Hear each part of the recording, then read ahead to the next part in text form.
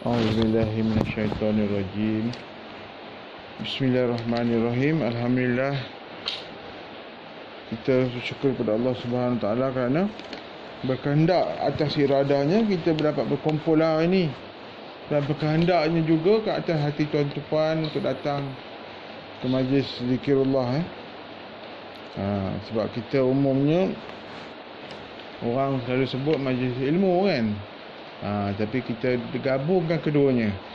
Majlis zikrullah yang mana hati kita kita berhadapkan untuk menghadiri majlis hadrat ketuhanan. Orang kata kalau tempat majlis itu macam keramaian. Sebenarnya bila kita duduk dalam majlis tawajuh ni, sebenarnya majlis menghadapkan hati ke hadrat ketuhanan, di mana tuan berasa terisi, tuan-puan rasa terisi dengan hadrah kebesaran Allah yang tidak dapat diumpamakan dengan separang umpama. Tak dapat diumpamakan. Maknanya hati kita, dalil rohani kita yang menerima jazbah dan kekuatan yang tuan-puan hadapi dalam tenggelamnya hati kita di dalam hadrat zikirullah tawajuh ni. Kalau kita perhatikan, umumnya yang biasa kita faham zikir kalimah kan, ada jiharnya subhanallah, alhamdulillah. Itu pun tuan-puan akan terasa hati itu dalam duduk satu majlis keramaian diisi dengan hadrat ketuhanan tadi, jazbah ketuhanan tadi. Cumanya kaedah kita ni daripada kaedah Naqsyabandiyah. Dia mensunyikan hati kita di dalam majlis zikrullah tawajuh. Yang mana tuan-puan dah maklum, dah sudah maklum kafiat kaedahnya. Yang mana kita buat di rumah, masing-masing buatlah. Cuma perbezaan yang ketara, sebagaimana hadis Nabi bahawa berjemaah itu mengandungi 27 darajat. Orang nampak solat 27 darajat, tetapi apabila berjemaah, darajat itu dirasai bagaimana kesannya kan. 27 kali ganda pahala, selalu orang sebut pahala lah. Tapi bagi orang yang ahlillah, ahli tawajuh, dia merasai pahala itu sendiri. Kita bukan cerita pahala nak kutip macam duit mata wang apa kan, kutip macam poin ke duit apa, sekarang macam-macam lah mata wang, coin apa yang internet tu, apa nama sebut, Bitcoin. Kita lebahkan dia lebih daripada tu. Dan pemahaman kita tentang pahala itu pun makin lama kalau kita selain daripada mendapatkan fikrah ilmu, kita duduki dalam jalan ketuhanan, kita akan faham apa itu pahala, bagaimana nisbah dan keridaan Allah kan. Dia ada kaitan ke situlah. Tapi pada malam ni tazkirah saya dah niatkan bukan untuk kupas tentang bab lain, cuma kita akan fokus kepada latihan riadah kafiat. Di mana minggu ni adalah kita ambil satu tajuk, kafiat makam zikir mak ayah pada nafas. Okey, dari sudut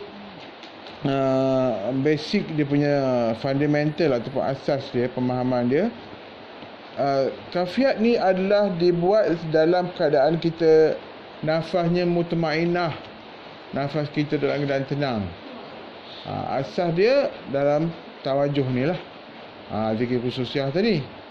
Pasal apa? Dalam zikir khususiyah terisilah jazbah-jazbah tu'maninah ataupun ketenangan, yang mana nisbahnya kepada nafsu mutmainah, nafsu yang minimum requirement, yang mana Allah Subhanahu Wa Taala itu menjemput kita kepada redha dan syurganya melalui hambanya yang bernafsu mutmainah. Sebagaimana yang biasa kita dengar dalam kalimah ending tawajuh, ya ayah Tuhan nafsu mutmainah tu kan. Okey. Jadi kafiat latihan ni ataupun riadah ni, kedudukan sistemnya kafiat sistem lah. Di mana kita hendaklah duduk sambil mengosongkan fikiran. Mana selepas solat isyak. Yang ni kita ambilan bahawa selepas kita buat zikir tawajuh. Sebab tu sebabnya jarang saya nak bagi kafiat ni kepada yang belum ada zikir khususiyah. Dia tidak ada terus nak kafiat mak ayah. Bila orang cakap macam tu, saya akan beritahu guide dia adalah kena ambil dulu zikir khususiyah. Pasal dia mak ayah nafas ni adalah satu bentuk murakabah. Dia bukan lagi kalimat. Zikir khususiyah kena ada kalimah. Setiap ni mengisi apa semua kan. Jadi kalau kita perhatikan dia punya pengisian ada beza sikit. Mana baca Fatihah ni? Mana Allah ni? Tak ada. Dia lebih kepada kaedah-kaedah dia lah. Okey, saya teruskan penerangan dia. Dah kita duduk dalam tawaruk, dalam keadaan perasaan dan fikiran yang kosong. Selepas kita bertawajuh zikir khususiyah, dia selepas solat isyak lah. Dan kedua, seluruhnya memusatkan hati dengan jiwa dengan tarikan, memusatkan hati dan jiwa dengan tarikan dan hembusan nafas secara satu persatu dengan tenang. Bila tuan-tuan dah dalam keadaan tenang, menyatu nafas kita dalam keadaan hati yang lapang. Kemudian dan ketiga, seterusnya yang ketiga, hadirkan rasa kehambaan, yakni diri adalah absar atau kesan daripada kebesaran zat Allah yang Maha Mencipta. Mana di sini adalah berbalik kepada kita belajar sifat 20 ya. Di mana zat dan sifat itu adalah berhubungan ma'ani dia, maknanya makna dia. Maknanya bila kita melihat kebesaran nak melihat kebesaran Allah, kita hadirkan rasa kehambaan. Baru ada melihat kepada pencipta. Kalau kita tak melihat kehambaan diri itu tadi, tak dapat menghadirkan rasa kebesaran pencipta. Orang kata araftu rabbi, apa nama tu? Kenallah kamu akan diri, maka kamu kenallah kamu akan Allah. Dia mesti ada dua kaitan tadi.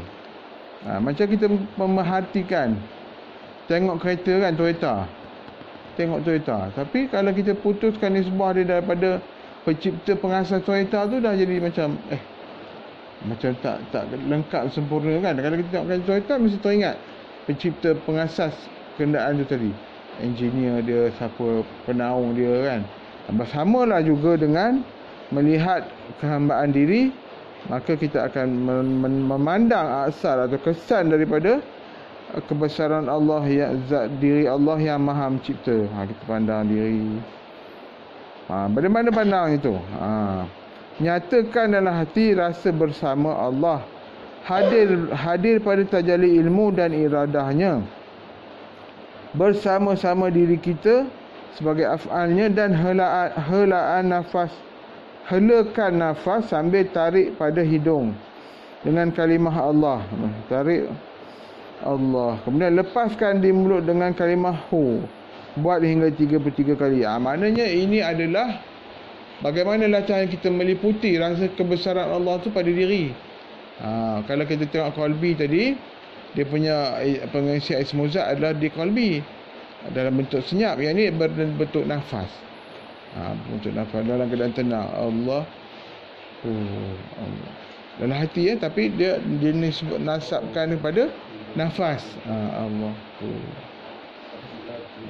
Dalam maknanya Allah. Mana apa maksud Allah tadi? Kita menyembahkan bahawa kita berserta dengan Allah dan dia Allah. Pengakuan hu tu Allah. Kita mengaku bahawa dia Allah. Allah. Ini latihan dia. Kemudian apa pula dikatakan nyatakan pada tajalli ilmu dan iradahnya? Dia berbalik kepada sifat ma'nawiyah yang mana dinasabkan daripada sifat ma'ani. Yang ni kita berbalik pada sifat 20. Umpama bila kita tarik nafas tadi, apa sifat ma'nawiyah yang hadir pada diri tajalli diri kita dari sudut ilmu, ialah al-hayat. Nafas tu tarik, dia merasa hidupnya Allah Ta'ala itu dinisbahkan ma'nawiyah dia pada diri kita. Maka di situ dah dapat dah kebersertaan sifat dari segi teras makna murakabah ma'iyah. Kita nafas tu kita nasabkan kepada, kita berhubung balik makna situ kepada hayatnya Allah, hidupnya Allah. Allah menghidupkan kita. Tarik nampak Allah. Berbalik kepada sifat tadi lah, al-hayat, sifat ma'ani tadi. Sifat ma'ani bahawa Allah mendatangkan sifat hidup kepada hamba dia. Itu antara salah satu latihan. Kemudian sifat iradahnya. Iradahnya kita berada di atas dunia dengan diciptakan Allah. Mana iradah tu kehendak Allah. Mana kita berada di sini atau di mana-mana yang kita ternyata diri tadi adalah asasnya daripada kehendak Allah. Mana bila datang kehendak Allah, kita hadirkan pada hati kita, hudurkan, mana kita rasa kebersertaan dia tadi. Maknanya di sini banyak dia punya apa yang kita nak kata memandangkan kebersertaan Allah tu dari segi ilmu, iradah, dari segi hayatnya. Dan ketiga seterusnya boleh pilih dari segi kalam. Kalam tu berkata-kata hati kita. Kita boleh berkata-kata dalam hati tu. Hari ni begini. Kita banyak, saya rasa kalau dari segi cerita, kalam perkataan perasaan, rasanya lebih perasaan daripada kalam mulut. Andai katakan kita diizinkan Allah berkata satu hari mungkin 5,000 perkataan, 10,000. Tapi mana lebih banyak? Kata hati ke kata lidah? Kalau rasa nak kira hati lagi banyak kan. Itu menunjukkan kalam. Kalam sama basar kalam. Kalam itu tadi adalah sifat Allah yang dihadirkan pada hati kita. Mana di situ kita dah memandang kebersertaan Allah pada diri kita. Nampak tak? Banyak kudrat, iradah, ilmu, hayat, sama basar kalam. Di sini saya bagi asas penghayatan lah. Penghayatan ma'iyah nafas adalah tuan-puan memandang sifat ma'anawiyah tu tadi yang kita belajar dalam sifat 20. Nampak dah berguna dah ilmu sifat 20. Dah terangkatlah pemahaman kita. Kita hafal je lah si kudrat, iradah, ilmu, hayat. Itu asas budak-budak. Tak apalah, fahamkan secara hafalan. Bila datang belakang Wahabi kata sifat 20 tak guna, sifat belajar daripada Al-Yunani apa, Pythagoras sudah dia katanya sifat 20 tu ilmu sesat. Nampak tak situ? Kadang-kadang pelik kan. Kita tak nak macam tu. Kata kalau orang tu andai kata dia pun dalam keadaan macam tu pun kita let it go lah. Kita sebab orang yang ada tahqiq, dia nak memahamkan kenapa perlunya ilmu tu tadi. Dari segi fikrah, tuan-tuan belajar lah, ambil kitab ke, tanya ustaz yang ada buka kelas pengajian sifat 20, belajar. Sebab kemungkinan yang apa dia orang tahu tu adalah bentuk surface, berguna untuk kita yang ahli muraqabah tadi. Perlu ada. Jangan kita tolak. Macam saya belajar sifat 20, kadang-kadang pakai amalnya, kadang-kadang saya semak balik dengan Ustaz Fadil Sidik Nur yang dalam internet kan. Saya semak balik dengan dia. Cuma bila saya fahamkan penerangan dia orang, syarahan dia orang, dia berbeza dengan kita. Dia berbeza, tetapi berguna. Ada guna. Jangan kita kata tak betul lah, tak. Umpama orang kata dia orang buka tapak kan, buka tapak jalan batu. Tapi kalau kita ada kemodenan, kita buat jalan tar pula. Kita tetap berjalan di atas tapak dia orang. Itulah guna alim ulama. Okey, dalam kita buat latihan dalam keadaan bentuk tu, melalui kalimah Allah pada nafas, dan dilepaskan pada hidung dengan kalimah hu. Dan dilepaskan di mulut silap. Allah. Buat dalam 3 kali bersama apa yang saya terangkan tadi. Dah ada pengintaian muraqabah. Apa yang pada kita kudrat, iradah, ilmu, sama, basar, kalam. Okey, kemudian seterusnya nombor 5, dalam masa yang sama tekankan di dalam hati bahawa Allah itu maha dekat. Bila dah kata dah nampak sifat makna ma'iyah tadi, maknanya Allah itu maha dekat. Dalil itu pada sifat makna ma'iyah tadi lah. Berdekat seolah tiada berpisah. Dekat seolah-olah tiada berpisah, tetapi tiada menyatu. Sebagaimana gelas dan air tidak menyatu. Gelas dengan air, walaupun kita nampak gelas dengan air, tetapi nyata tidak bersama. Tuan-tuan buka puasa tadi, bubuh air gelas jernih, buah air sirap kan. Gelas pun berwarna merah, air sirap warna merah, tetapi meresapkan air itu pada gelas kan. Dari segi nampaknya nampak seolah bersatu, tetapi tidak Tidak walaupun nampak bersama tapi tidak menyatu. Begitulah kita dengan Allah. Nyata kita rasa Allah tu dekat, tetapi mustahil makhluk dan Rabb zat Allah tu bersatu. Tak, itu tak mau. Kita tak mau ambil itikad yang salah. Itihadnya sifat hulul kita berada dalam keadaan hulul. Itihad yang mana-mana dalam itikad yang sesat, orang kata Allah turun pada tubuh manusia pula. Itu dalilnya fikiran itikad yang sesat lah. Jaga-jagalah pengakuan dia Allah. Jangan. Kita adalah ahli sunnah wal jamaah. Cuma connection antara Khalik dan hamba tu ada. Begitu dah tuan-tuan bila bawa dalam keadaan murakabah tadi, tuan-tuan bawa dalam latihan inilah. Di mana di sini bukan lagi cerita zikrullah, dah ada naik satu tingkatan maratib, mana tingkatan hati kita. Dah berbeza. Kemudian seterusnya nombor 6, dalam apungan perasaan yang sedemikian itu, kita boleh masukkan dan kembangkan rasa itu pada keluarga kita, anak isteri kita, ibu bapa kita. Mohon kepada Allah agar dia memasukkan mereka ke dalam kasih sayang dan rahmatnya sentiasa. Maka akan nyata asar dan doa dalam keadaan nafas mak ayah itu terhadap orang-orang yang kita masukkan tadi ke dalam payung mak ayah kita tersebut. Di sini adalah konsep berdoa. Dikata kita mensyafaat atau mendoakan, sama juga Rasulullah. Dia punya coverage besar kan umat manusia, tapi kita punya coverage adalah pada halakah keluarga lah.